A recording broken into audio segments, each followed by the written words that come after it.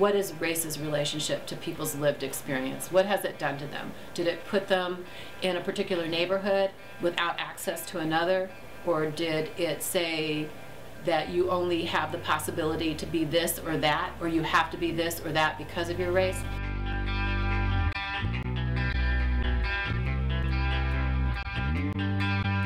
When I hear the word race, I think of kind of what you look like, where you come from, and I think maybe it also represents the cultural background as well. I think it's annoying. That's all I can come up with. To me, race means a lot about culture. I think when I hear the word race, I think about a lot of history that comes with how race has been dealt with in the United States and in the world. It means a lot of different things to a lot of different people. While it's often talked about as a scientific subject or reality, it's actually more of a social construction. And that way it may mean something here in the US and it means something entirely different in, say, Brazil. People's construction of race is wildly different.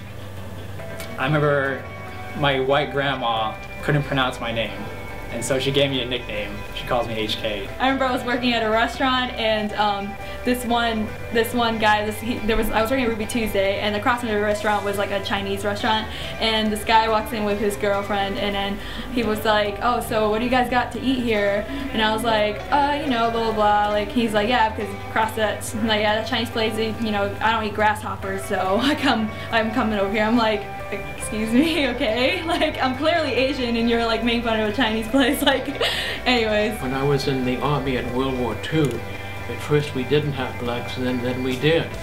And for me it wasn't a problem because I was brought up in California where we did not have blacks before World War II. So I didn't have that stomach feeling that some Southerners have.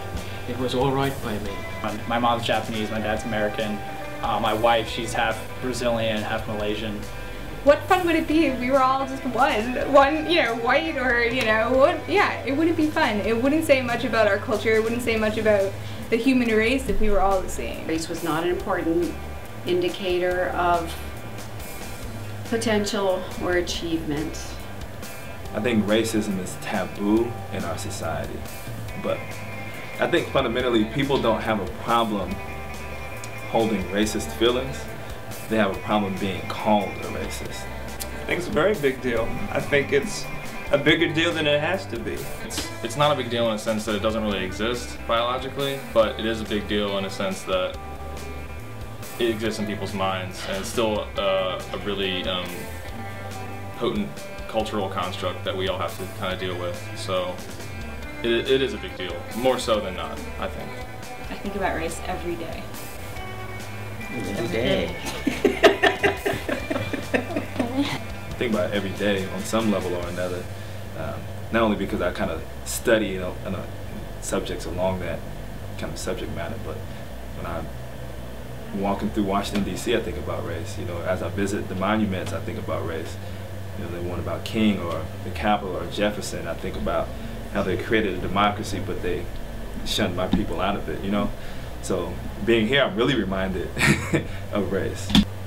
After Obama was elected, people talked about a post-racial society and so forth, and I don't think that's true. I don't think we're there yet. I feel like people have identities, and they create their identities not by the color of their skin. Obviously, there are differences in skin color and hair texture and things of that sort, but at the end of the day, we're a lot more closer as human beings than we sometimes recognize. I like to believe that